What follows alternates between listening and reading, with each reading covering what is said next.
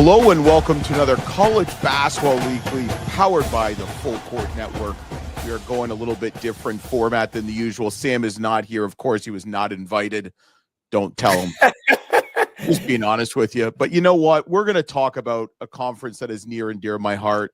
I live in the great city of Akron. And, you know, we're going to do a little MAC Uncensored. We've done the Horizon League. We're doing the MAC. We've got a couple other things coming up on the kind of the Uncensored series. And I think when you do deal with the MAC, especially the last 3 to 4 years, it goes through one city. It's called the University of Akron Zips. So why not start with Coach Gross? Coach Gross, welcome. It's great to be on, Luke. Appreciate you having us. Oh, we always love having you and stuff like that. So you've been dancing. You like to dance. We talk about that. You love dancing. 9th year at Akron. Man, what keeps you coming back for more other than the Starbucks coffee? Yeah, no, you know, we've got a great group. The guys is what I enjoy the most. I mean, we've got a great group of guys that care about each other, guys that care about winning. We've recruited certainly with that in mind, especially here over the last 5 or 6 years. And we always say this place is not for everybody. It's not. You really have to care about those two things at a high level. And, you know, when I say winning, I think everyone assumes that means championships and games, although that's certainly a part of it, big part of it. But it's also winning in life, winning in the classroom, making winning decisions. You know, those things are important to us. And we've got guys right now, we've just had an unbelievable run where, you know, 5 championships, if you include regular season and conference tournament in a 6-year window. You know, every player that's graduated from here that's been a scholarship player has went on to play professional basketball for 1 or more years, for 9 straight years. You know, every guy has graduated that's exhausted their eligibility here, and in some cases with multiple degrees. So we've had an unbelievable run. We want to continue to build on it. Feel like we've still got work to do. And so this group is, you know, the group we have now is hungry. They've had a really good summer, a really good fall. Good preseason to this point. We've had to deal with a little bit of injuries here and there, some knickknacks, but should hopefully have everybody back full strength by the opener on November 3rd. Yeah, Coach, no offense. Everybody's had some knickknacks. Yeah, it's what happens in preseason, right? It's just kind of the nature of the beast. The season's longer, right? I mean, you have more practice in the summer. You're playing exhibition games now. I mean, it's you never know what you can really is going to happen, but it sounds like you're in the right place. I mean, we talk a lot about culture and identity and stuff like that. The proof is in the pudding. My college coach kept saying the proof is in the pudding, which, you know, I can't believe I'm quoting him almost 30 something years later, but you have multiple returners. You know, how good is that, or how much of a help for you as a coaching staff is it to just continue what you guys are building? Because, you know, in this day and age, I mean, you see maybe 1 or 2 guys come back, but to have, you know, 5, 6, 7, 8 guys come back, I mean, that obviously is a testament to you and the coaching staff and the university as a whole. Yeah, it is. Obviously, I think a lot of it is, you just mentioned the word culture. I think it's a combination of a lot of things. You know, we've been very blessed and fortunate to have the Fear the Rue collective. That's certainly a part of our retention formula, a huge part. And so we're very thankful and blessed with that. Winning has helped, for sure. Culture has helped. Our track record of player development and guys becoming pros, our track record of guys graduating, some of the things we mentioned there earlier. And then obviously I think, you know, we've got a situation, an environment here where people care a great deal about our players and our program. And so we've got a great environment here with that. We're very blessed to have that here at Akron. And so when you put all those things together, you know, it makes for a place that's pretty special and a place where, you know, guys love being a part of it and love being here. Yeah. Yeah. It is a pretty good place. I know why you'll never leave. You got multiple Starbucks on the way home, right? You can hit like 3 or 4, right? Yeah, that's right. I've got them kind of narrowed down. The one obviously I spend the most time at is in Fairlawn in Montrose, where I got the whole crew there, and the baristas are awesome, and that's the one I hit the most. But there's some other great ones. We used to have one on campus. There's one over near Goodyear. Yep. And then there's a great one at House 330 as Yep. well that I patronize and frequent. Yep. And there's Quite another often one down as the well. street, and then there's another one in Target if you have to do a Target pickup, go Yeah. inside. Yeah, I Yeah. mean, There's a lot of I mean, options, Luke. A I lot of know, options. and sometimes options, coach, aren't good. I mean, it's pretty crazy. It's interesting because you're very animated on the sidelines, and I sometimes like watching you more than the game, and I do that with a lot of coaches. No, it's not just you. You've got someone that's pretty animated coming into the conference, UMass, Frank Martin. Yeah. Obviously the conference has always stayed competitive. I mean, I feel like there's a big disparity in the MAC. The top teams continue to be top. The weaker teams, struggle. Okay. You see a team like UMass coming in, it's not really, it's on the East Coast. I'm just going to teach a little geography, coach, because some people on our listeners don't understand geography. So the MAC is more Mountain West. What do you expect from them in year one? I mean, you obviously know Frank Martin. Yeah, well, obviously I think a couple things. I think they've made they made a commitment to men's basketball, whether you look operationally or NIL. They've got a terrific coach and staff. Frank has coached in a Final Four, has been doing it a long time. For me personally, when I think of Coach Martin, number one, really good guy comes to mind, good person. And then number two would be obviously the way his teams play. They take on his personality. They're physically tough. They're competitive. They always have been. So dating back to all the places he's been in addition to UMass. So, obviously there'll be a great challenge as we continue to watch more film and get to know their personnel and their tendencies maybe as much as we do some of the other teams in our league that have been in the league a lot longer. I could maybe give you some more insight, but I can guarantee you they're going to play hard. They're going to play physical. They're going to compete. They're going to take on his personality. They're going to be well coached, and they have resources. So, I fully expect them, to be a good basketball team. Obviously under Frank's leadership. Yeah, I can't say you've lost any hair about worrying about it because I don't have any. 100%.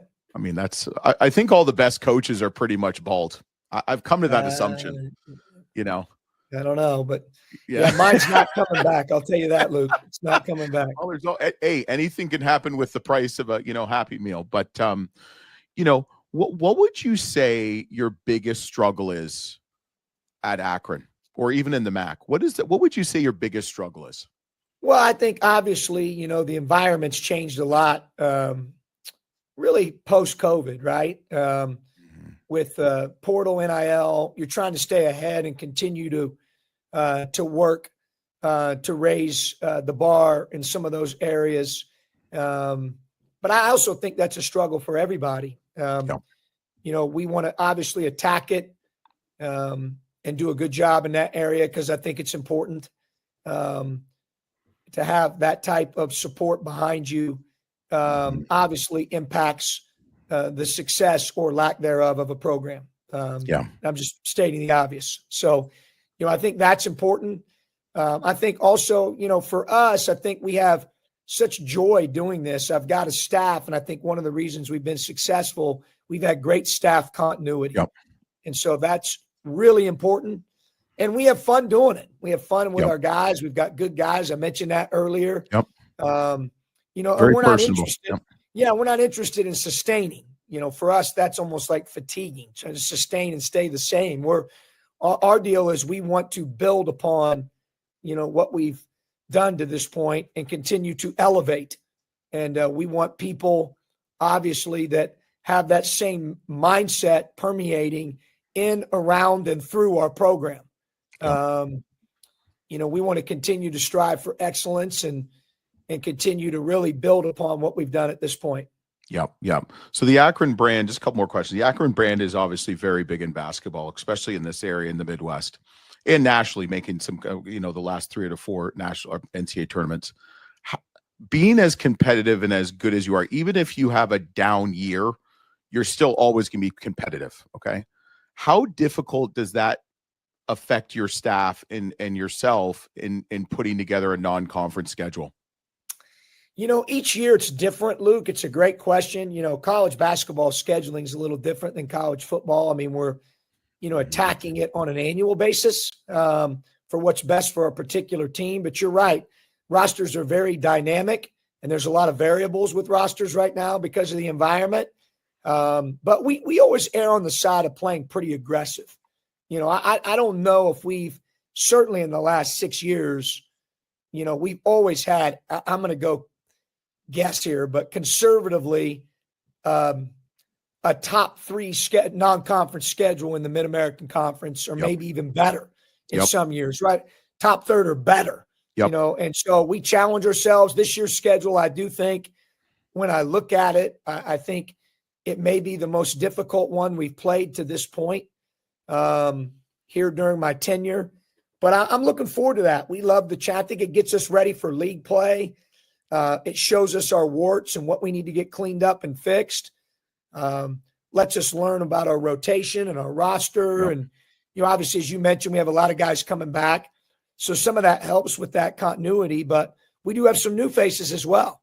And as soon as you change 1 or 2 faces in the rotation or in your locker room, I always say your team immediately becomes a different team by that ripple effect. So we're still trying to figure some things out like everybody else is this time of year. But the quality of the non-conference schedule certainly exposes you and hardens you at the same time as you get ready to approach league play around January 1. Yep, exactly. So what was the kind of ingredients you were missing? You knew you were going to lose some players. You retained a lot. You retained some of your best returners. What were you looking for in the offseason to kind of fill some gaps and fill some holes? Because, I look at your recruiting class. It's really good. You brought some freshmen. You're really good. You and your staff do a very good job in retaining and also improving players. But you got some interesting transfers that I'm really excited about from some different places too, and some very good programs too. We do. We have 6 newcomers, 3 freshmen, and 3 transfers. And I think, I'm excited about all 6 of those guys because I think they're a really good fit for us and who we are. All of them are learning and growing and developing at different rates. But I'm very confident that, it's not whether not each one of them is going to get it. It's not if, it's when. And so, obviously a little bit of balance there with the 3 transfers and the 3 freshmen. Ty Perkins obviously is a point guard. Josh Henderson's a versatile guard. Augie Stankovic from Serbia is multi-positional because of his skill set and size. Evan Mahaffey, multi-positional defensively and offensively. Chabi Bare gave us some size. Cody Head gives us a guy who has a real knack for scoring the ball. So they've all kind of, got what I call their superpowers. And they fit us culturally well. And I thought based on what we lost through the graduating class and through a couple transfers as well, that they really helped us fill that void. Yeah. So I guess the last question I have for you, you coached at OU, you coached at Illinois, you've been successful everywhere you've gone. Is it pretty crazy when you look at college basketball and how you can have inter-conference transfers? Like you'd love to have Peter Suter, let's be honest. He's a good player. Yeah. Yeah, but you'd love to have my brother. He's a really good player. Yeah. And I'm not trying to start anything, but isn't it crazy when you look down, you look down, I guess, the other side of the court, and it's not really happening in the MAC per se, but I'm seeing it at other conferences. Isn't it pretty crazy to see like you're playing against him and then he's playing for you, the next year and he's maybe your conference rival? It's just know what? When I first started in the Division I ranks was at NC State. And this sounds crazy. This shows you how old I am, Luke. But 26. I remember when Lon Kruger's son transferred, I believe it was from Arizona State to UNLV. And at that time, he was the first ever, I think, you'd have to look this up, but grad transfer. And this would have been a long time ago. And everyone, whenever you heard that word then, it was not as common. So, whoa, now in this environment and era of the portal and NIL and all that, nothing really surprises me anymore. Isn't it crazy? Yeah, I just always say, coach your team, man. Yeah. Coach your team. Coach the guys you have. Yeah. We're blessed to have the guys that we do have. Yeah. Obviously, we got some talented guys, but we got really good people. Yep. Coach the guys you have, and I try not to, that the Worry about it. environment Yep. we're in right now is conducive to promoting, more bouncing around, if you will, than transferring. Then certainly when I started out early on in my coaching career, that's obvious. But I think you've got to adjust and adapt and improvise, and you got to think outside the box a little bit. You got to be willing to make some changes based on the current environment in terms of how you do things philosophically. There's no need to complain about it. Doesn't do any good. Be bitter about it. Doesn't do any good. So for us, we're always kind of locked on to what's the next thing we can do to help our players and help our program move forward. Because that's the most important thing, is the next thing. And try not to get too caught up in things that we cannot control. Right. So if you could change one rule in college basketball, what would it be? It's a great question. Probably. I know you've thought about it. It's funny, Luke. I don't a whole lot. I do when I'm asked to vote on something, what my opinion is. And obviously we participate in that. And certainly we have a great coaches association in the NABC that works really, really hard with the NCAA to promote the game and make the considered changes to be made to make it better. Right. It's awesome. And I really appreciate everyone that's a part of that. What I would say is, and I think there's been some people talk of this, I think now certainly if there's a rule that passes, the 5th-year rule, 5-year window to play is certainly out there right now and being discussed. But I think the one I would change, certainly unless that passes, and maybe even if it does, is, if a guy can transfer one time and be eligible right away, no problem. But the second time, unless there's a coaching change, right, I think it's hard when guys do that, because the more certainly that you maneuver around, you lose a lot of times. You lose credits educationally from the previous institution. And it's putting us, I think, in a situation where, guys don't have the opportunity to graduate. And if you're in college for 4 or 5, 6 years, and you're not able to do that because of rules we have in place that minimize your opportunity to earn your degree, then obviously to me that's a little bit of an issue. I think that's a big reason why the 5th-year rule, or one of the reasons why the 5th-year rule is certainly being considered. But that would probably be the one for me. Yeah. I've gotten 4 quarters. I've gotten the transfer portal. We've gotten all that. But Coach, I agree with the 4 quarters. By the way, we're the only game that would be another one if you're talking about the game itself. I would probably be a fan of that. I mean, we're the only game in the world that's not quarters. Yeah. What about overtime? What about boys, girls, FIBA, NBA, WNBA, CYO, EuroLeague, travel, AU? You name it. I know. I would be a fan of that. If that passed, certainly. What about instant replay for coaches? 2 minutes left in a game. Well, there's the new coaches challenge rule this year. Yeah, so I like that. You like that one? They're employing that. You like that one? And also that's consistent a little bit, obviously, with certainly what happens in the WNBA and the NBA.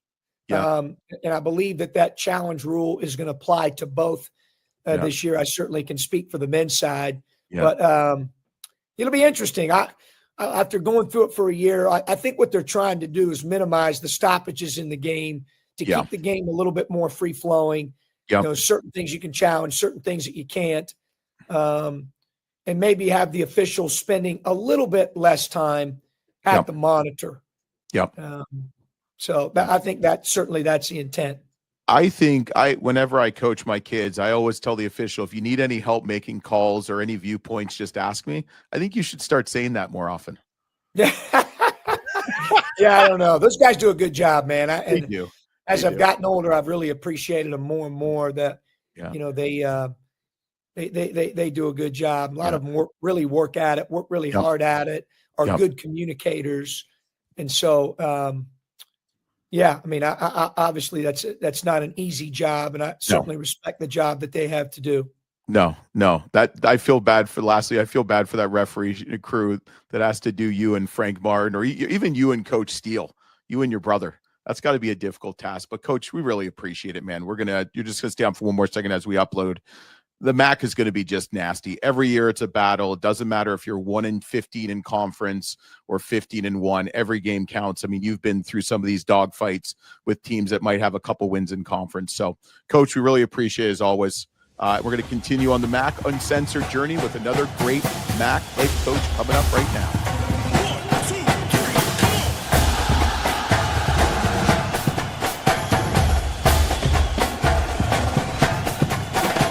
All right, we moved down the list. We're going to stay in Northeastern Ohio. We got one of my favorites. It's interesting because I live in Akron, but I cheer for both Akron and Kent State, so I have to give them equal love. Great program, been there for a long time. It's in its 15th year. We got Rob Senderhoff from Kent State. Welcome to the College Basketball Weekly MAC Uncensored. Coach, welcome. Great to be here. Thanks for having me. I appreciate it. It's great to be back. It is great to be back. Great to be back. You know, I got to show love. I mean, you know, we're just going to go right off the bat. So coaches, we always, as a former coach, you're a current coach, obviously, we talk a lot about culture. Okay. And how difficult maybe culture is in this kind of college basketball landscape. But I feel like you and your coaches and your former players and current players are living it because you have a lot of players coming back. Yeah. We're really fortunate that the guys that we've brought in as freshmen, the vast majority of them have chosen to stay here throughout their careers, their college careers here. You know, it certainly speaks to the experience that they're having at Kent State. You know, the development piece to the program, guys seeing themselves improve year over year. And it's really difficult to maintain a program if every year you do have to bring in 13 new players. It's got to be really, really difficult to do. So we've been fortunate, you know, the kids that we've brought in as freshmen, the guys that we've brought in, some of them have had success immediately, and some of them it has been a process for them to experience success. But ultimately, almost all of them have experienced success and have enjoyed their time here at Kent and wanted to see themselves continue to grow. Yeah. And a couple of the returners were kind of plagued by injuries last year. And, you know, Morgan Safford, Brendan Moss, I believe there's another one too. You know, how's their offseason been? And I mean, you must be excited to get them back on the hard court on a regular basis. Yeah. Morgan, he actually hurt something else, so he's out for a week or so. I think he'll be back next week. He dislocated a finger, but that's fine. Morgan is healthy. He is healthy and practicing, and I would expect him to have a really, really good year this year.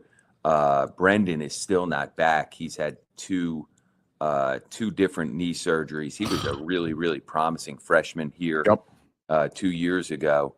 And you know, he's had some physical setbacks that hopefully at some point this year, you know, he'll be back on the court. He's further along than at any point over the last 2 years, but he's still not back in practice yet. And obviously we start our scrimmages next week. So, you know, we'll see where he is and when he's able to actually participate. I'm not exactly sure when. You know, we have been hit, you know, over the last couple of years with some pretty meaningful injuries to guys. And unfortunately this year as well, one of the returners, Jamal Sumlin, the day before school started, you know, got hurt in a summer league game and is out for the year. So had to have surgery. So, you know, we have to adjust and adapt just like every other program does. And, you know, it's you know, it's all part of it. That's why you do have 13 guys, or for us, we had 14 guys this year on scholarship, in part because, you know, we've had some injuries and we've had to make adjustments on the fly. We're not going to change how we play. You mentioned culture. We're not going to change, what's valued and what's important in terms of what gets you on the court. What gets you on the court is how hard you play defensively, all the little things you do that hopefully impact winning. But we have had to change throughout with personnel, maybe a little bit stylistically, in terms of how we play on offense. This year in particular, we have a lot of front court guys practice right now. A lot of front court guys and not as many perimeter guys because Brendan Moss is not practicing, like I mentioned. Jamal Sumlin is out for the year. Right now, Morgan is not practicing, and hopefully he will be here shortly, but, not quite as much depth on the perimeter. So, again, changing a little bit in terms of style, in terms of what we're doing on offense, but the tenets of being physical, competing, rebounding, defending, playing for each other, I think is really as important as any of those other attributes. Yep. Those are things that we're going to stick by, and I, as the coach, am going to fight for daily with our group. Yep. Two suggestions. Maybe you need to be nicer to your team, or maybe it's the water in Kent. Yeah, I know. But it's amazing. I don't know what it is. Some of these things that are happening. It's like, boy, there might be a black cat walking around campus here, but it is what it is, and everybody experiences them. There's no, that's part of athletics, and you have to deal with what's in front of you. You can't worry about those things. The one thing I worked for Coach Sampson at Indiana, and when we've had him on the Houston, show. Yep, great coach. That to me is as impressive of the success they've had. Is like, they've had a number of key players get hurt, and because of the program, they're able to withstand some of those injuries. And again, last year, Morgan Safford is a all-conference type player. Yep. He got hurt last summer, played the first 8 games, and we were really good when he was playing. He had to have hip surgery, and it took us a little bit of time to get our team situated in terms of adjustments that need to be made. But, we finished the year really strong and won 24 games last year and made it to the, round of 8, I guess, in the NIT. So you got to be able to adapt. You got to be able to, just keep the next guy up mentality. Yep. And, continue to work with the guys that you have and have them improve each day. Right. And that's sort of been our goal. Right. And let's be honest, the way that college basketball has changed, I mean, it's really 3 nights or 3 days in Cleveland that's going to really dictate your season. Because, to a certain extent. Yeah. I don't think that's quite fair, but as far as no, it's not. You want to play your best basketball. The non-conference is important, certainly. And I think we got invited to the NIT based upon our non-conference because of the strength of the schedule that we played and how we played in that strength of schedule. But certainly when you're playing in leagues like the MAC, how you play in Cleveland, you've got to get to Cleveland. Let's start there. Well, first, get there, right? Because only 8 of 13 teams. Do you like that, Coach? No. I think that's horrible. I think we all should be playing in the conference tournament. I think that's part of the beauty of, March is those unbelievable runs that teams go on. Yep. That, maybe you are the 9 seed in the league. Maybe you are the 9 seed because of injuries, and guys get healthy, and all of a sudden you go on a magical run, and that to me is part of the beauty of March. But In our league, only 8 of the 13 teams this year. There's 13 teams in the league, so each game's important in conference in terms of positioning yourself to get up there, and then obviously you want to play well when you get to Cleveland. Some of that, you have to have good luck, you have to have good health, and then you have to play really, really well to win up there. Yeah, and I really like your conference schedules, Troy. I like the Sun Belt MAC kind of 2-game matchup. Do you like that? I mean, do you like that you play a stronger? I mean, if you're obviously it's on rankings preseason, and then past year's results, and then in the middle they rank them on where you are kind of in scene. Do you like that? Like kind of those 2 non-conference matchups every year that's given to you? Yeah, I'm one of the folks at our league. It's sort of split. I think some of the coaches like the mid-February travel. Like this year we go on the road in February. You don't find out who that team is. It's not the best for teams in our league, but I do think it serves a purpose, which I understand when you're trying to get the top teams to play each other. Maybe it helps, your seeding. It gives your league some exposure in February. So I do understand the benefits of doing that. And for schools like Kent, I run or try to run and put together our non-conference schedule every year. It is really, really difficult to get quality opponents in the non-conference. It's hard to get any opponents in the non-conference, neutral site. Well, stop being good, coach. BCS. Stop being good. Yeah, I think it's difficult for everybody. I don't think it's a matter of good or not good. I just think because of the transfer portal, because of not knowing who's on anybody's roster, because of the fluidity of players, everyone is really, really hesitant to sign up for games. I'm going to sign up and go play a team. I have no clue who's on my team or who's on their team. Right. So I don't know if it's necessarily, stop being good. I think that hurts us getting some of the Power 5 teams to play us because we don't fall in the category of being of great benefit to all of them.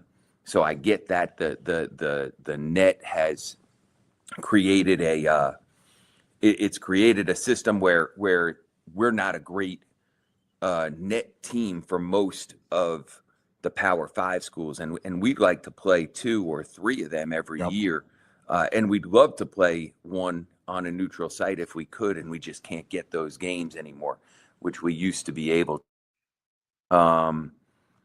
Even the quality like opponents are difficult to get. So the Sun Belt Challenge does a good job with that, and the MAC's done a great job creating that along with the Sun Belt. The timing of that second game, I think, is one that a lot of coaches in both leagues, I think, we wish it was a little different for that reason. Yeah. Yeah, it's almost nice if you did it like November and then December. You kind of have maybe that month break, because once conference season starts, as you're honed into your conference opponents. You're seeing what's going on, what have you.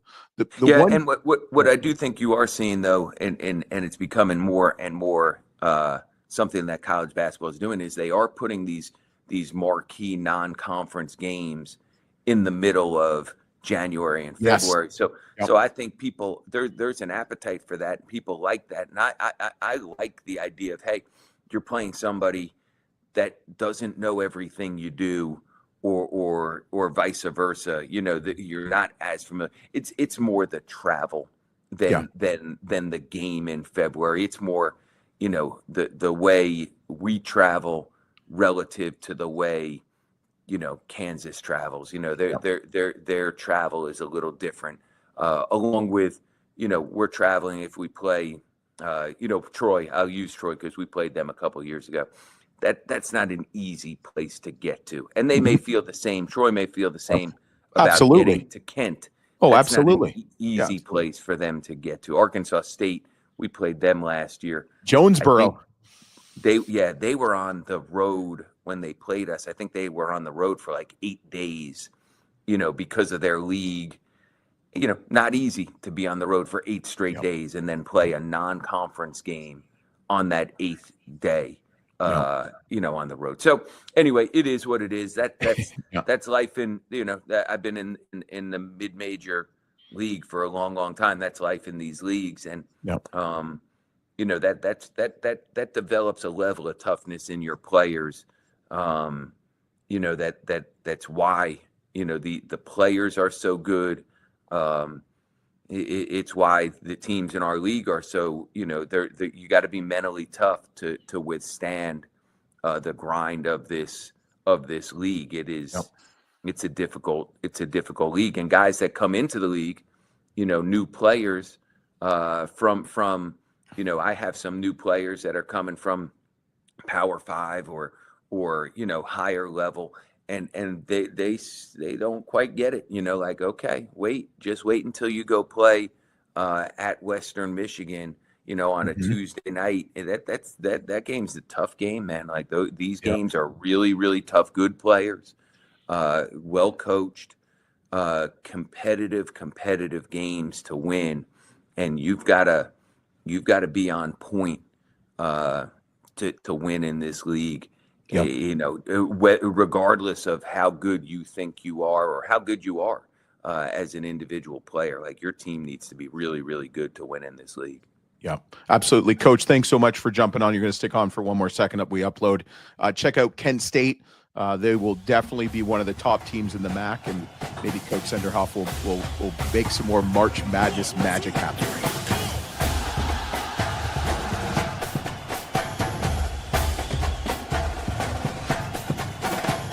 You can't talk MAC basketball without including this coach.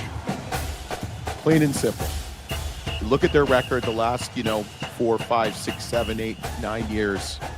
They have done very well. So let's talk a little MAC Uncensored with Todd Kowalczyk from the Toledo Rockets. Welcome, Coach. Let's talk some MAC basketball. Glad to be here, Luke. Looking forward to it. Are you really? Yeah, I am. Yeah, I always love coming on this show. I know. I appreciate you, brother.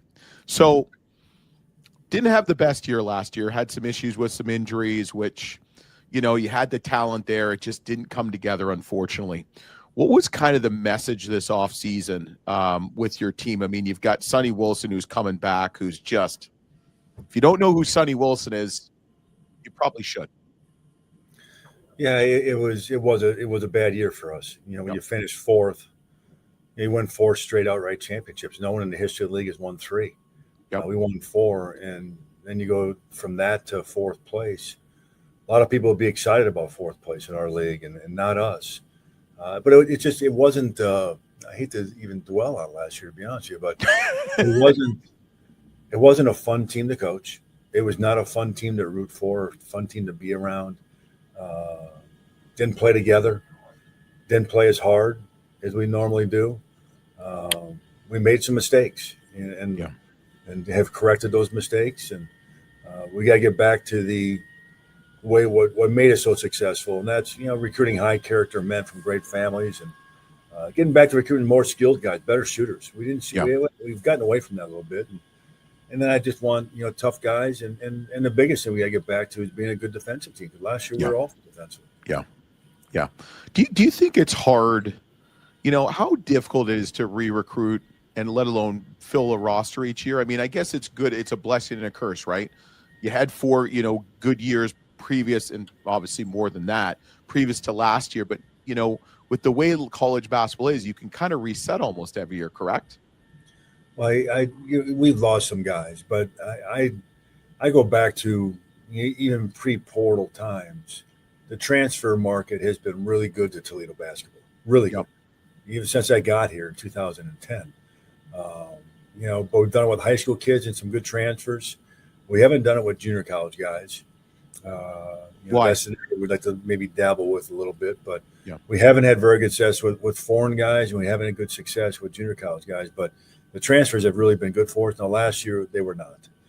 We simply made some mistakes there, and where we've had really good success in the transfer market is recruiting guys we recruited out of high school. We just missed on. the Dante Maddox and Ray J. Dennis's and Tyler Yep. Cochran's, all those guys, Seth Milner, all those guys we recruited hard the first time around, just didn't get them. Got them the second time, and that's what's really helped us. Yeah. I look at your roster, who you brought in. You're bringing in some talented freshmen, but I like the players you're bringing in. Sean Craig from IUPUI, what's called IUPUI. 12.1, 7.7 rebounds, especially on the defensive rebounding glass, will be a benefit. You brought in some beef. Austin Parks from Ohio State didn't play a ton, 6'10", 250.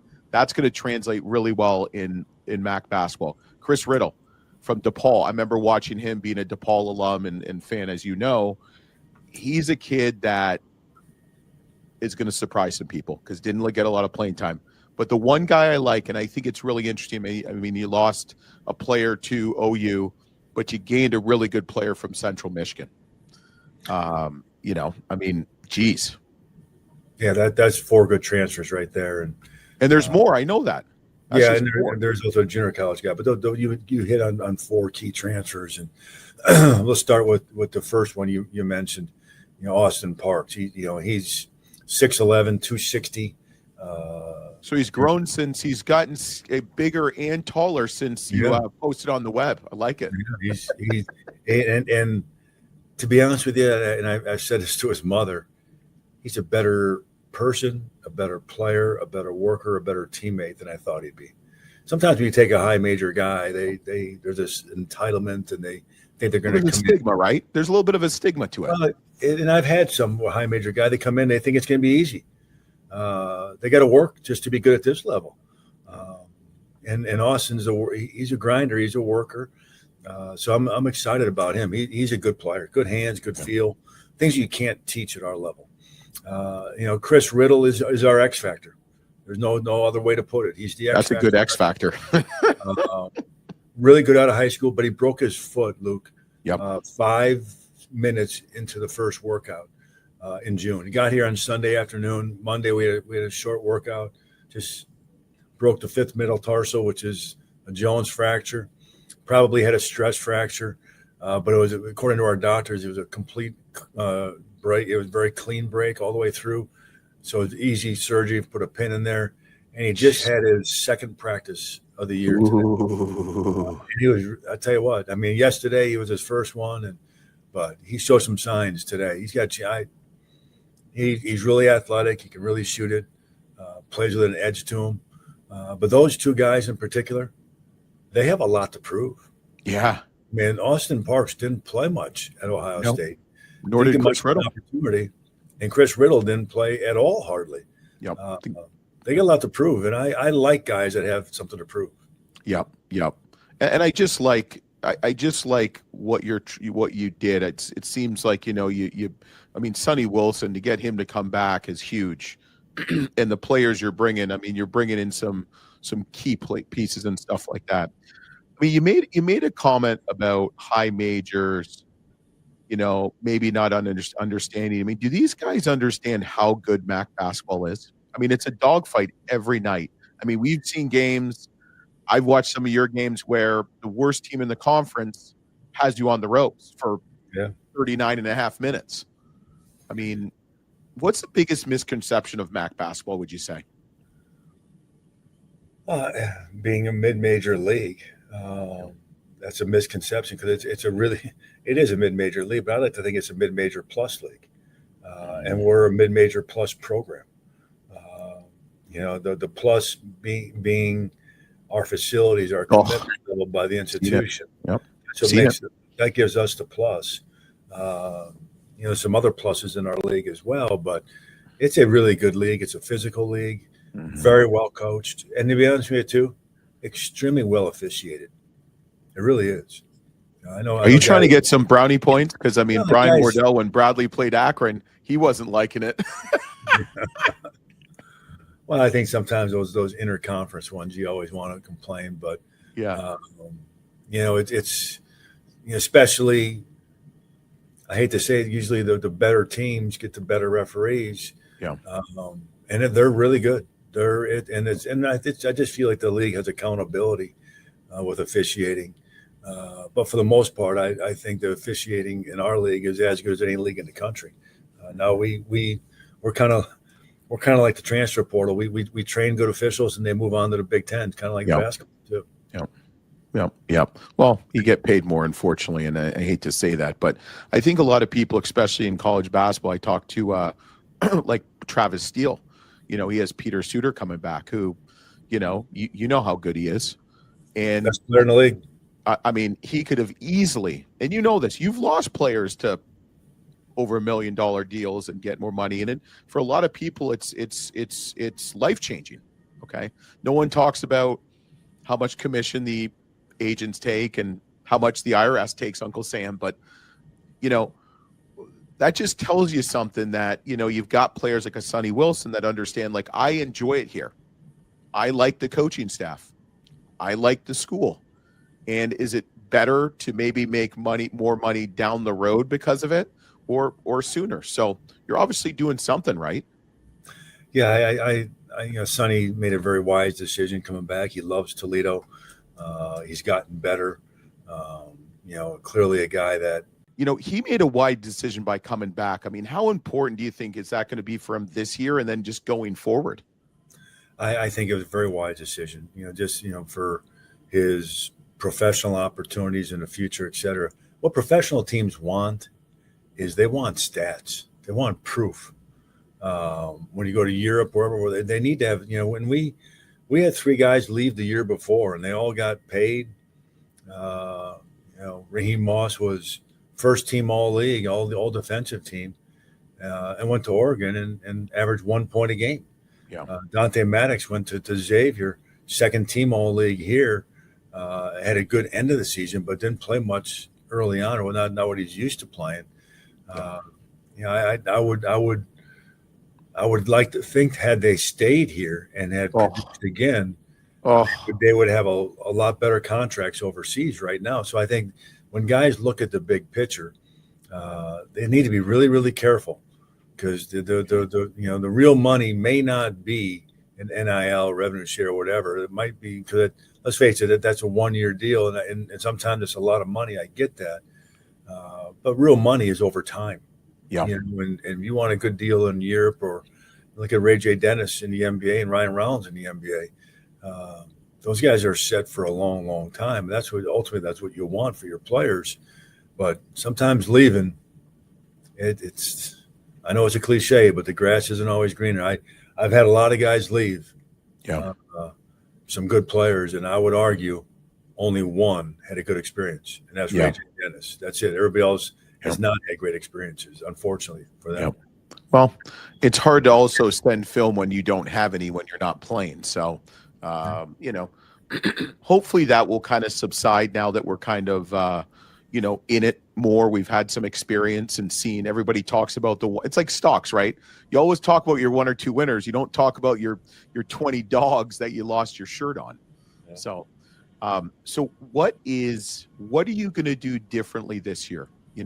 You've been close. We got to get you the NCAA tournament. What do you need me to do? What are you going to do this year, though? What's going to be the recipe? This year, we got to defend a hell of a lot better than we did last year. The last 2 years, we weren't defending like we had. When Ryan Rollins was here and a couple of those guys, we were a really good defensive team. We took a step back the last 2 years, particularly last year. Part of it was personnel based, part of it was effort, part of it was toughness. But we made some mistakes in the portal, and it bit us in the rear end. But we have to be committed to really being tougher mentally, physically, work harder, as coaches, demand it more. Now we are going to be deeper than we ever have been, simply because. And I don't know if we have that star power of, Ray J or Ryan, that has to play, 32 to 34 minutes. We got a lot of guys that can play 20 to 24 minutes, and a couple that can play 15 to 20. So I think a big key for us is keeping, obviously, Austin, healthy, but continue to develop our guys. Yeah. Well, we're excited. You're gonna stick on for one more second as we upload, if we ever get to upload, because of StreamYard and their issues they've had today. Another issue, it just kind of crashed on me, just talking to the guy, and talking to the gentleman and gone. But check out Toledo, one of my favorite programs to cheer for, and it's not because I like the coach. It's just I love Savage Arena. That's Jeff big time. Osmek loves it too. For a buddy of mine who's a graduate, he's a big fan. So Wait till you see the changes we've made when you get here this year. We've made some more changes. Excited. I promise I will come to a game. Rain, sleet, or snow, LT with the full court network will be in Toledo. But, Coach, we're excited. Let's keep going on the MAC Uncensored journey as we go to our next head coach.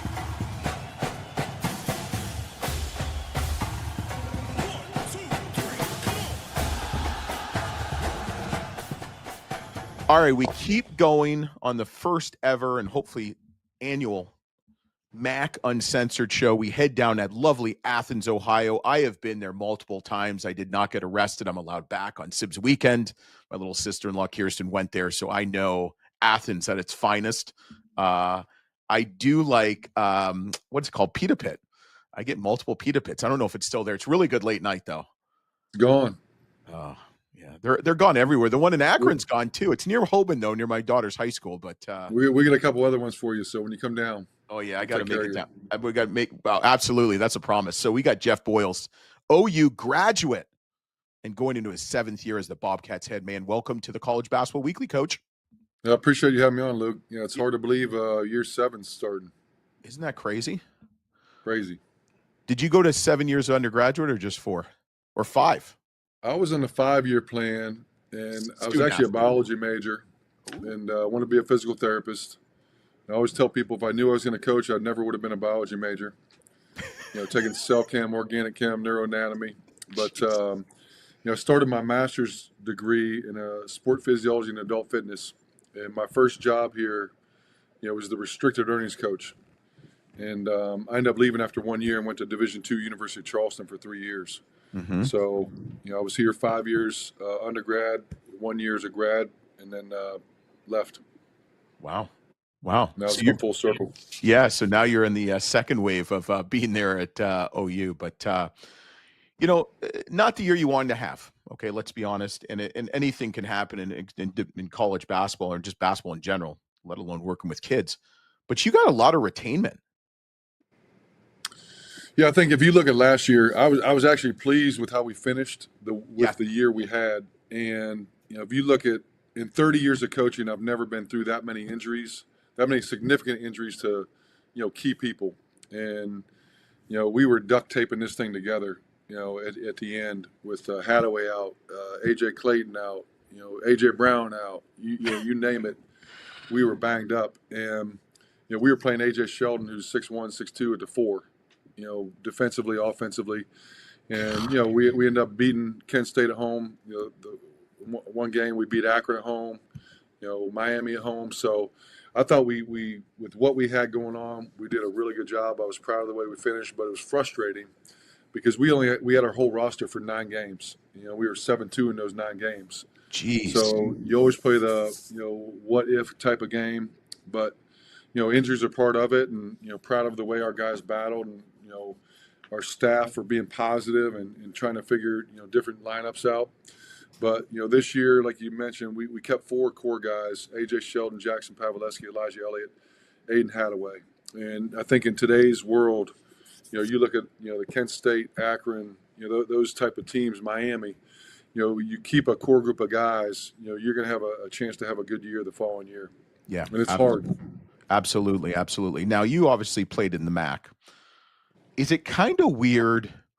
Let's be honest. Is it kind of weird to see a player that played for another MAC school, meaning Javen Simmons? Because, that was so anti, 10, 15, 20 years ago when we played in college, 25 years ago, whatever it was. But now it's just common. Great player, too. Very good player. Yeah, I think if you look at it, I think the rule was you had to sit out a year, and if you transferred to interconference, you had to sit out 2 or something. Yep. And so no one ever did it. And now that you can transfer as many times as you want, wherever you want, the MAC has had some recycle, MAC to MAC transfers. Yep. Through the last couple of years when this hit.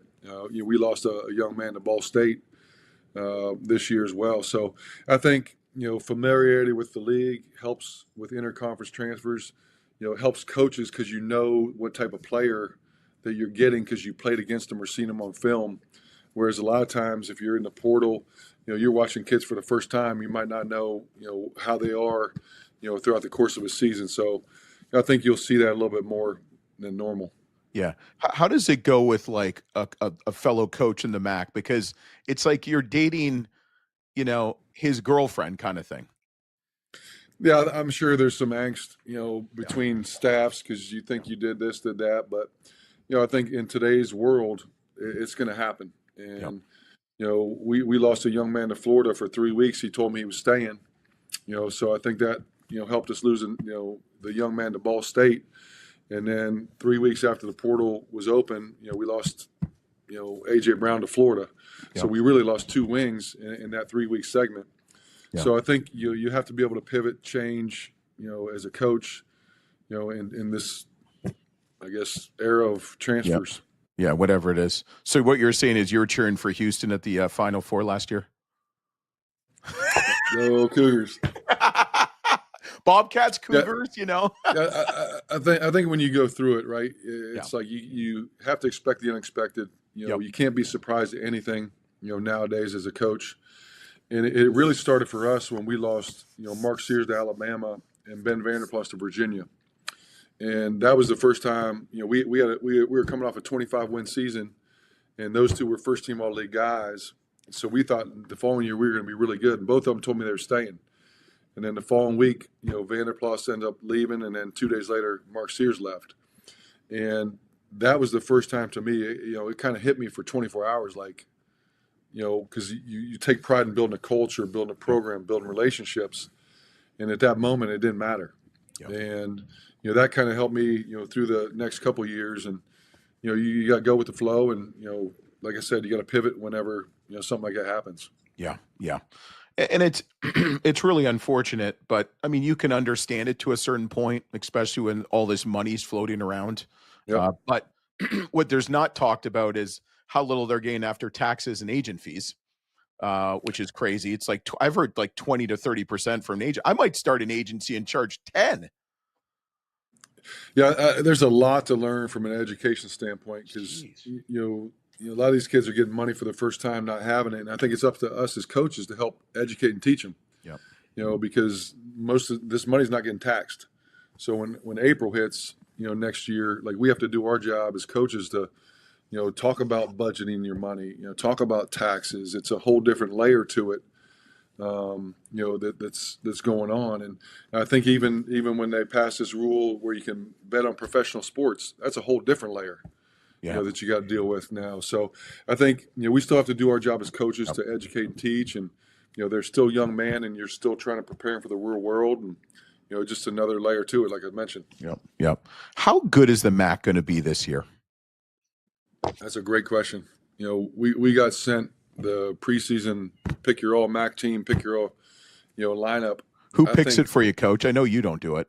Well, I don't know. I told him, how am I supposed to know? Like, close your eyes. Who's here? I want to say I saw a stat that like 75%, had left or something like that. Players.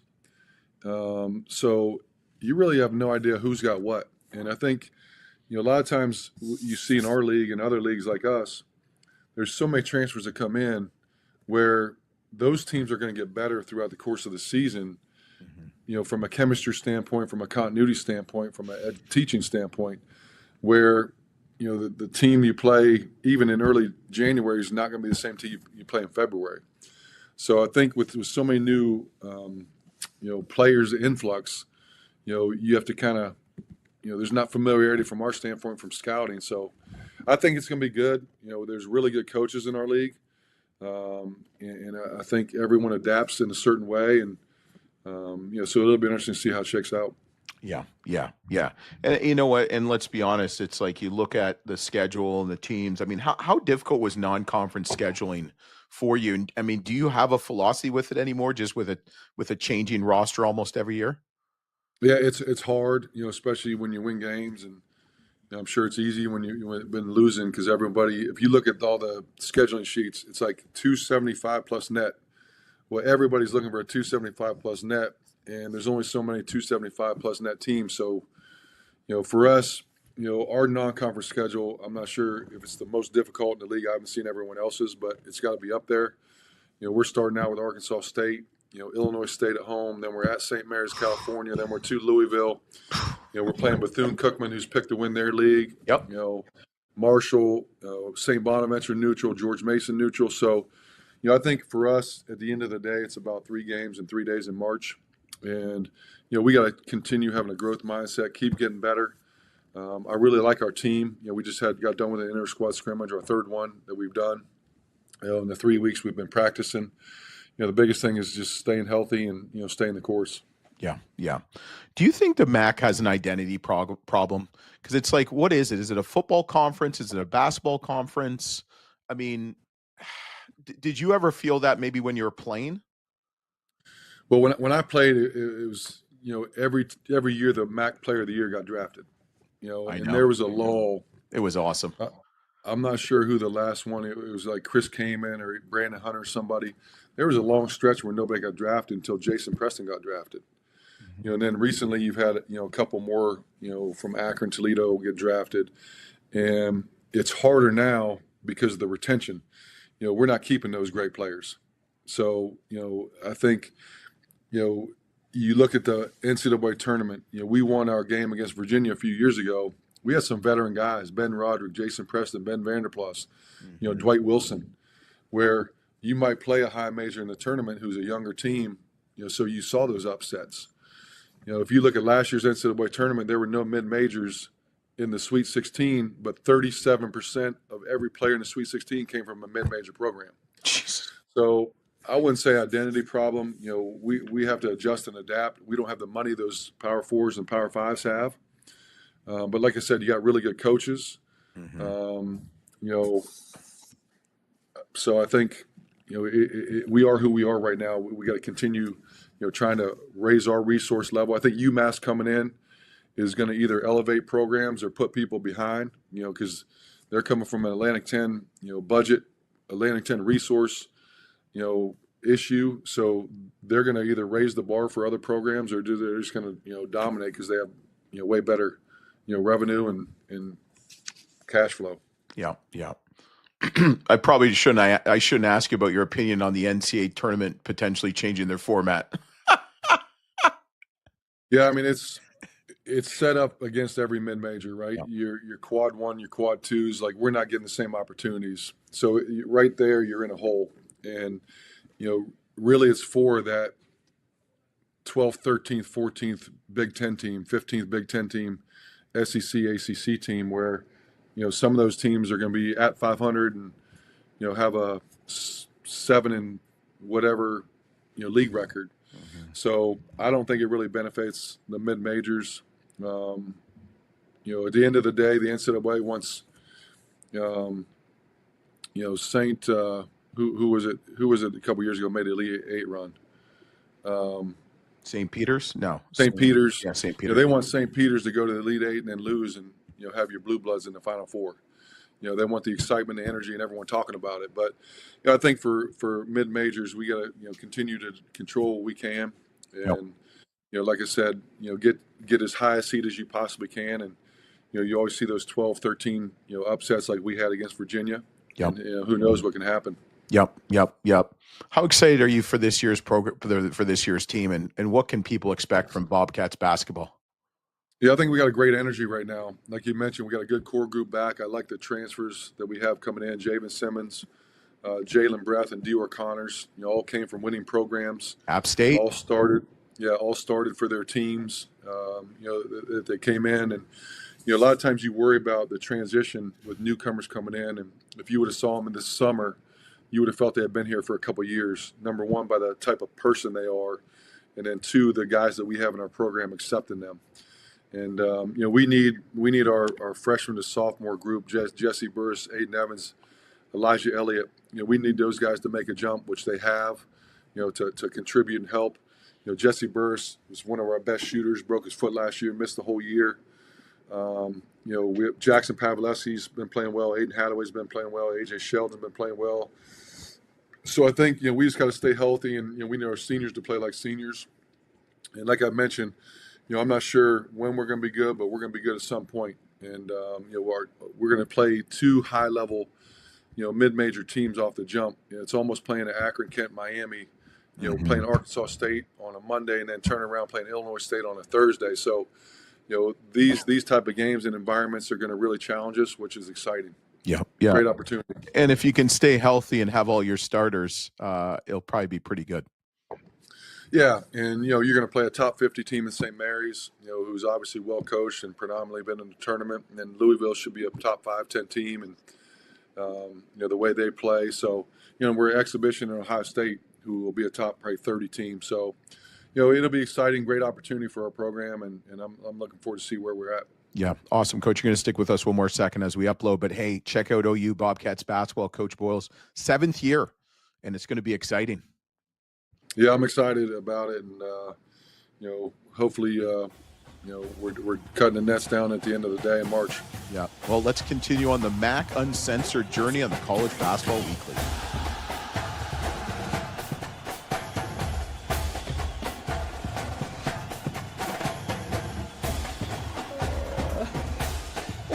Oh, we're going to keep going on the MAC Uncensored here. Luke Taylor, here's my guy. I'm so excited. 4th-year head coach of the U in Ohio, the University of Miami, Ohio. I want to call you the Redskins, but I know it's the Red Hawks. Travis Steele, welcome to the College Basketball Weekly MAC Uncensored show with Luke Taylor and No Sam. He knows, but I just didn't invite him. So what's going on, Coach? Nothing. Just been busy in preseason here, gearing up for the season. Yeah. So we laughed off air. We laughed actually pretty much into this because it's just, why not? We can't laugh. It's like, why are we doing this, right? So you have the strangest. I mean, you won a game and you got fired. Do you see any coaches getting fired after losing an exhibition scrimmage? Oh, man. In today's landscape, you never know. You never know. I tell you, it's funny, man. You start seeing like people like, man, we're not going to be any good this year. Or, like that team just, I saw a team lose and a friend of mine hit me. Yeah, they're not going to be any good. And I said, well, it's an exhibition. They're trying to figure out their team. They're playing their whole team right now. Give them a little bit of time, right? So, but it's a crazy landscape we're in. Oh my God. But it's crazy. Like you look on social media. I don't know how much you do social media. I'm not in it. I'm in it enough to promote the shows and, programs like yourself and your people at Miami, Ohio, and your staff do a phenomenal job, I might add, with the content creation, stuff like that. But man, people are like secret scrimmage. There ain't no secrets anymore. Like there's no secret scrimmage. There's like 2,000 people in the damn building. Yeah. It's so different, and it's kind of cool, because I do think it helps prepare your guys a little bit more, maybe. Yeah. Because there actually are people in the stands and not just, it's like the COVID years. Luke, you'll remember like when there was nobody at the games, you could hear a pin drop. You had to remember the NBA games they had, you could pay money to have your face on there. Yes. So we had to pump in crowd noise, during the COVID years. That's how those secret scrimmages feel. I mean, it's kind of eerie, it's a different feeling. So I do think these exhibitions, man, I think it's really good. I wish we could do another one, to be honest. Yeah. I wish we could do 3 of them. And I think we'll see what changes here moving forward. Yeah. Well, you never know. You might have a summer league schedule at the rate we're going at with the NCAA. I don't know if, I should ask your wife and kids what they like, what they think about college basketball landscape. Forget what the coaches and players and media pundits think. I really want to know what the families think because there really is no off season. I mean, I joked with Tim Miles. We're at the Mountain West Conference, and unfortunately, they lost San Jose State. And I said, "Well, there goes your off season." He's like, "What's that?" Walking to and from the podium for the conference. I mean, there's no more off season.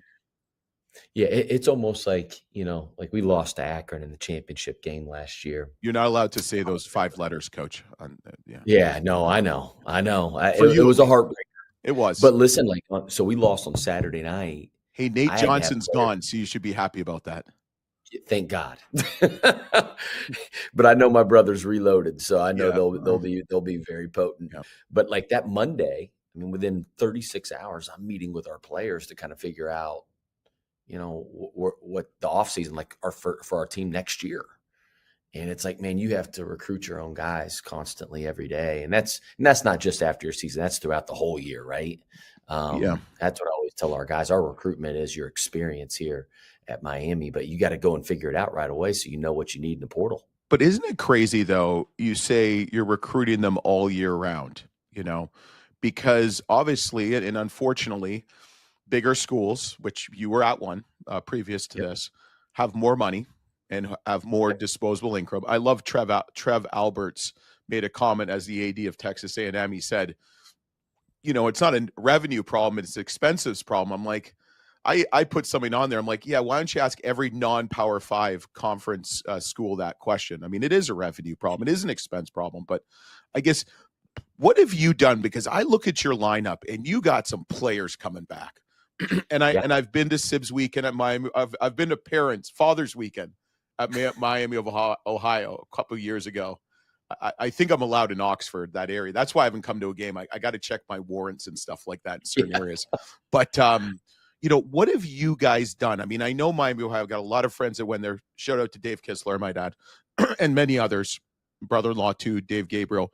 But what have you guys done specifically to retain the players you have? Because, I mean, you talk about your brother retaining and reloading. You didn't really reload. You just loaded. Yeah, we're fortunate. I think that the thing that we've done a really good job of here since I've gotten here is just getting fits, right? Guys that fit Miami, guys that fit our men's basketball program, myself, the culture that we've been able to create. I think our guys love it here, just like the experience, just like the school, the academics. It's high academics, so it's unique in that area. It's an original public Ivy school. And then we're winning, winning helps. So I think, but we treat our guys like gold. I think those guys feel like they're getting a heck of a lot better. It's funny. Peter Suter said in his meeting, he was the first guy I met with, and he said, "Listen, coach, why would I go anywhere else? I've never played better in my life. I've never had more fun. I love it here. I'm getting a great education." And man, I was like, man, I called Amanda right after that meeting. I said, man, what we're doing is we're doing the right stuff. I told Amanda's my wife. Yeah, I know. She's a really good decorator too. She's a great decorator. And just so you know, she's my agent. So Luke, everything goes through. Is she really? She's the boss. Well, yeah, we know that. Did you guys change the wallpaper or coloring? And I think it was in your living room and family room, that the Xavier colors are those no longer navy and gray? We did. Everything is red and white. Yep. Yeah, everything is red and white. I love it. Yeah. I love it. But it's funny you talk about red, she says. Yeah, well, she's the boss. Don't subscribe to our YouTube and X account. Mrs. Steele, she's the gal. So it's funny. You look at Peter Suter. I mean, he had a great year last year, and I think he's ready to people need to know that name. Okay. I watched you a couple times last year in person. The kid can play. You've got, what I like about your team is they play within a system. They know their roles. They're not trying to be someone they're not. And that's kudos to, you and your whole coaching staff. But it's funny. Let's focus on Peter for a second. And I know Wolf Fork's back and so many others, but you look at a guy, he was first team All-MAC. Okay. He easily could have gone somewhere else for more money. We're not talking about the kids and families that understand the grass is not always greener. We're seeing too many kids in this day and age take the money, and no one talks about taxes and agent fees, 20 to 30%. Yeah, it's insane. It's insane. I think what you said, Luke, and this is our society. It's a society problem we have too. I think a lot of people make decisions based on today, and some people have to. Yeah. Well, yeah. A lot of people, yeah. Like, a lot of people have to. But if you don't have to, if you're blessed enough to not have to make a decision on what's best today and make the best decision for you in the next 5 to 10 years, that's what you should do. Yeah. But it's so hard to look past that, right? I mean, it really is. It's not easy. And, I think it speaks, number one, to the volume, to the character that we have, the families that we have that are part of our program here. Yeah. Are just rock solid. Yeah. I mean, they're just good people. I think they get it. We try to educate them as best as we possibly can. But ultimately, Luke, at the end of the day, and this is God's honest truth, I know I'm here at Miami, but I want what's best for our guys. I really do. Like individually, I have no agenda with it. I really don't. And I really want what's best for each guy individually. And I'm excited about our group. And it's obviously it starts with, like with our captains and, with Peter Suter and Ian Elmer and Evan Ipsaro, those guys coming back were huge. Yeah, that's huge. That's huge. So there's obviously a little bit of disparity at the bottom and the top. And, you look at the teams. I mean, you guys are going to be competitive. Kent State is always competitive. Your brother's team is always competitive. I mean, Jesus Christ. Toledo, OU, you look at the top and you kind of look at the bottom. I don't know if there's really a middle. Maybe there is. What can you expect this year from the MAC? Is it more of the same, just all-out war? Yeah, I think anybody can beat anybody. I really do. There's tremendous coaches in our league. Being here in this league for 3 years now, really good coaches, really good players. Anybody can beat anybody on any given night. That's the great thing about the MAC. You got to be ready every night. You got to bring your A game, and it's a great league. And you mentioned those top schools like the Akrons, the Kents, the Toledos, the Ohios, and then we're adding UMass from the A10. Whoa. Frank's doing a great job, right? And so it's like, you have like those four that I just mentioned, though, excluding UMass, have been predominantly the four over the course of the last 15 years, right? They've been very consistently at the top of the league, given themselves to compete for the championship almost every single year. And Buffalo's been in there some too, obviously when Nate was there, and they were really good. And George is doing a great job there right now. And it's hard to bust through those. I'm telling you, man. Well, you were there, right? I mean, you were there. Your first 2 years, 12 and 20 and 15 and 17. Last year, you took that big, nasty step. Yeah, we did. And now we gotta continue to build on it, though. That's what I told our guys. It's like, can we create something that's sustainable and not be a one-hit wonder? Milli Vanilli, if you remember them from the past, Luke. Blame it on the rain. They had 2 hits. Yeah, blame it on 2 hits. He wasn't one. Vanilla Ice was 1 hit. So was there you go, Vanilla Ice. Snow in form. Remember him? Licky boom boom down, Canadian. Yeah. But we want. Right. How can we sustain success? And I think the culture piece is a huge key to us. Like that's how we're going to be able to sustain it here at Miami. Yeah. Are you excited about the trip to UMass, let alone letting them into, letting in the battle world? I had a thought in my head. It reminds me of like the Anchorman scene where all the, news stations are like in a knife fight and stuff. And then you throw Frank Martin and his people from UMass coming around the corner. It's just going to add to like the all out bloodbath. Yeah, Frank does a great job. I mean, he's okay. Job. He won't get back to me. Him and Coach Gross won't get back to me. So whatever. My brother won't get back to you. SIDs. I'm throwing Bill Dennison under the bus. That's disappointing. Yeah, I'm going to text him right after this. You should tell him you always have more fun with me than him. I will. tell him we met at Starbucks. Oh, yeah, you're going to get him going. He's going to start getting the little jitters, the shakes, and he's going to get another coffee. But it is UMass adding to our league, just going to add to our basketball. I mean, just the acumen that we have, it just makes it tougher. I mean, like man, again, you're adding another really, really good program that's going to be very committed to winning. Very committed, UMass is. So, it'll be I think the league from top to bottom will be much better than it's been the last couple of years. I think it's going to be much deeper. And I think all the numbers would probably show that, the analytical data kind of going into this year. Yeah. I think the analytical data's got us a little bit higher than we've been the last few years. Look at you. So how do you take I'm smarter than I look, Luke. Well, I mean, you saw the sign I brought up to Michigan with your brother. I feel like the NBA. You know what we should have done when you had the games during COVID. We should have just bought a whole bunch of cutouts of your brother and just put them all over the stands. Tell him he was like illegally recruiting. And you got proof. That's exactly right. I got great ideas, Coach. Just no one listens. I love it. But I love it. so, like, what was the message this offseason? I mean, you were so close, so close. I mean, I watched it. Unfortunately, not live. I'll be there this year, for sure. But like, what is that one ingredient to get you to that next level? Well, I think, we've kind of used the slogan unfinished business. But we have to, I told our guys, we have to press reset. You can't skip any steps. And our superpower last year, what made us really good and what's going to continue to make us really good is just our connectivity. I think hopefully when people watch us play on both ends of the floor, that jumps through on the screen. You can see it come to life, right? How we play offensively, how we are connected, how we play team defense, our bench energy. That is our superpower, and it has to be. We have really good players, but we have even better human beings. Yep. We really do. And I think they understand what it takes to win. And again, it's just going to be a process. And Luke, my whole mindset's changed coming to this level. I mean, we have to win 3 games in 3 days in Cleveland. Yep. March. It's about March. Can we just get a little bit better each day, right? Throughout the season. I don't want to peak early.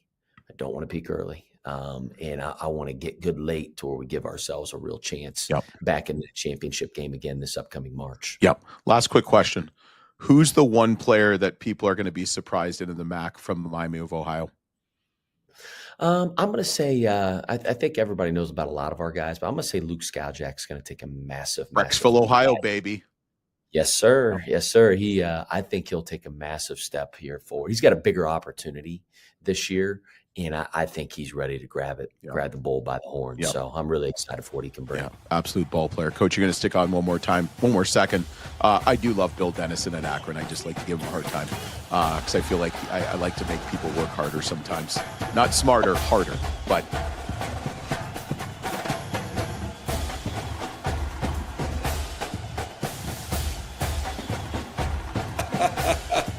All right, so we got to finish. We're saving the best for last, okay? In our MAC Uncensored, my guy, UMass, new to the dance. They're going to be exciting because I've been following this guy for years. Coach Frank Martin, man, welcome to the MAC. We're going to save the best for last. What do you know about the MAC? I mean, you were preseason picked, which, as you know, preseason picks mean crap in the game of life and basketball. What are you expecting first year in the MAC conference? I think the league is misrepresented nationally. Yep. And part of the misrepresentation is that unfortunately the bottom of the league has bad metrics. Yep. Like when I got to South Carolina, we only had 3 teams in the NCAA tournament from the SEC. Yeah, 14 last year, Coach. Yeah, but that's that. So they didn't fix the top 5 programs. Nope. The top 5 programs were always the top 5 programs. They fixed the bottom of the league. Yep. And the MAC, this is my opinion. I've never coached in the league. Yep. I'm not taking shots at anybody. The metrics don't look good because the bottom of the league. Yep. The top of the league, those top 6, 7 schools, very good. Man, they're good enough to go win the A-10. Yep. And the coaches in the league are really good. I've known those guys forever. It's Todd Kowalczyk. I mean, he won the league like 5 straight years. Yep. And Miami of Ohio goes out and hires Steele, and obviously, at Akron, I'm losing my mind. John Gross, holy cow! Yeah. John Gross, Rob Senderhoff. Yep. Kent State's won big time games over the last 20 years that Rob's been there. The league is really good. We're really excited because of how competitive the league's going to be. I'm super excited to taste something new. And honestly, too, the A-10 is a multi-bid league. Usually almost every year. The MAC is not. Is there more pressure on you as a coach? Is there more pressure on every game, every possession now that, if you don't win the league, there's a high probability you're not going to get an at-large bid? It's the one adjustment that I made coaching in the A-10 compared to the Big 12 Yep. and the SEC. Yep. If you lose a game in the Big 12 or the SEC in November or December, that might be the difference between getting in or not getting in. Mm-hmm. We got to the A-10. I had the same mindset my first year, and it was a one-bid league. And at the end of that year, I realized, like, I can't stress myself out or the players out in the first 18 games of the season. Yeah. Because it comes down to being good that 1 week at the end of the year. And, Yep. It's been a while. That's what we were when I was an assistant at Northeastern. Yep. And I viewed that week from the bottom of the league, the enthusiasm to go compete and have a chance. Mm-hmm. And then 1 year, my last year at Northeastern, we finished in second and got upset in the quarterfinals by a team we had beaten handily twice, and it was heartbreaking. Yep. So I kind of hit the reset button at the end of my first year in the A-10 because of what I experienced my first year in the A-10. And so I think I'm better prepared to handle the dynamic that Yep. you're asking me about. Yep. It's, the MAC not too long ago, they got 3 teams in. Yep. Not too long. Yep. And it's a shame that the metrics are bad. Yep. Because what's kept the top teams in the MAC from being automatic qualifiers are the metrics. Yep. And it's not that their metrics are bad, the league metrics are bad. Yep. And the league metrics are bad because of what I explained earlier. Yep. So you didn't have the greatest year last year. I mean, let's be honest, okay? Hey, I see some hair growing on you, Coach. Like, I got a couple of hair strands. I haven't shaved in a while here, but you didn't have a normal. It was a challenging year. Okay, I really like what you guys did, you and your coaching staff in the off season. You brought some really nice players. I like that you dipped in the JUCO market, but you dipped into the Division II market, and you have 2 of the top 30 scorers, D2. What was the idea, or what did you do differently maybe this offseason, whether in recruiting and practice, that you just, you're going to go back to your winning season ways that you usually are known for? At the end of my second year, we had a really good team, and we were young.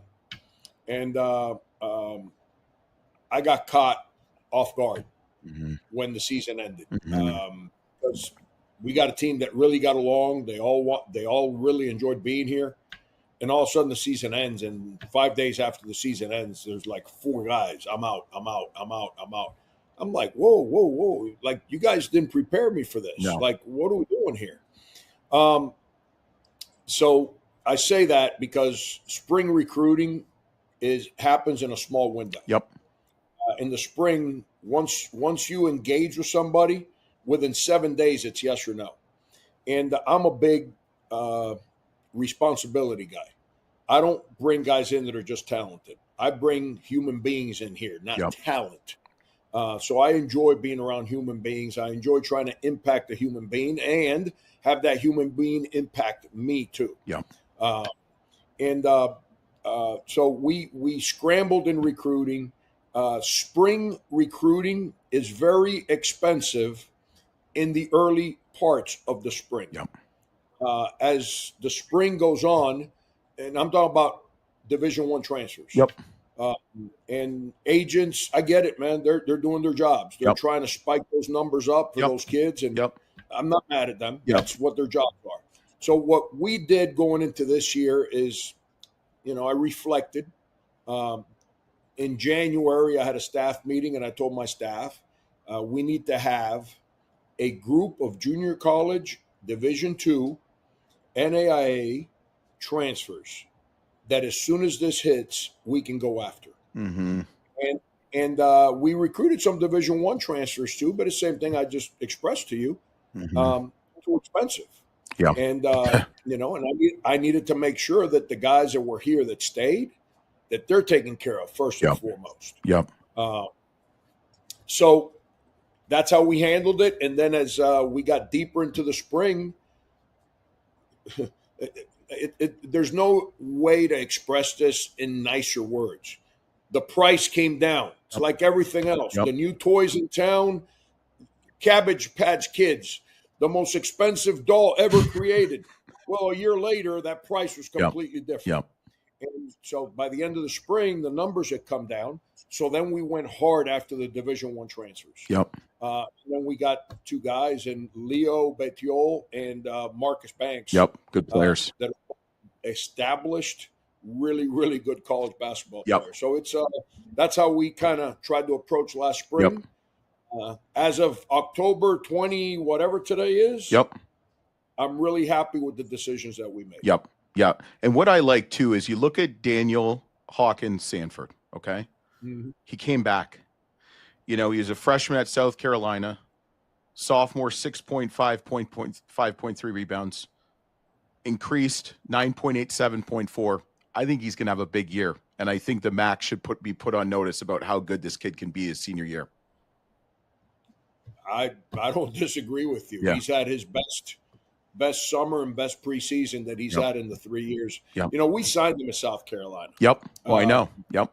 And so my belief in him of what he can eventually become has always been, it's been really good. And I spoke about him at our media days. I think it was yesterday. He's why I've always stayed in coaching. Yep. To see that young man that comes in with promise, whether it's a bumpy road or a smooth road is irrelevant. Yep. Is that they stay on the road and eventually they start connecting the dots, and then you see improvement, and then you have that breakout year. I don't like putting the cart in front of the horse, but I think Dan has prepared himself, not just in the last 2 months, but in the last 2.5 years, to go take advantage of this season and have a great year for us. So in a minute or less, tell me what MAC fans, opponents can expect from UMass year one of the MAC. We're going to play really fast, really aggressive. This is a team that fits my personality from the aggression that they play with and practice with. We're fun. We pass the ball. We're really physical, and we can really, really shoot the basketball. So I think it's going to be a team that opposing fans and our own fans are going to really enjoy watching the play. Yep. Well, Coach, it's going to be interesting. I just want to see you play Akron because of the animation of you on the sidelines and Coach Gross. So circle the date. I know it's on there at least once. I'm looking forward to that one. 2 guys going after it. But, Coach, you're going to stick on for one more second. Check out UMass. Check out the MAC. It's like, like Coach said, it's a really good league. It's tooth and nails. It really happens at the end. Unfortunately, 3 days in Cleveland is what I guess the saying is. But thanks for listening. Thanks for watching. We'll be back on another College Basketball Weekly. And I hope you enjoyed the MAC Uncensored with me, Luke Taylor, and we'll be back next week.